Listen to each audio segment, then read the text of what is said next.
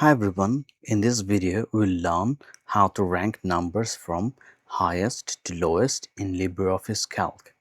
So here I have a list of names and scores. First click on the cell where you want the rank to appear. So this is going to be the rank, which is C2 in my case. Now you have to type this formula. I have actually copied it, so I'm just going to press it here. You can see it. I'm going to explain it. Then press enter. Then drag it. Okay, now see, like we have the ranks ready here already. This one is the first. He got 97.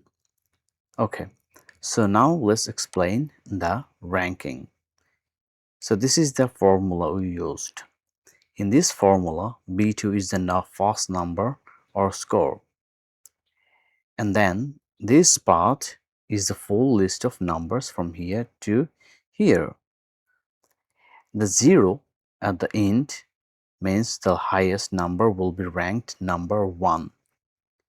Okay, so this is how you rank numbers from highest to lowest in LibreOffice Calc.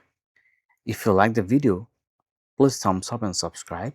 And if you have any questions, please leave them below, and I'm going to put this formula on the description below.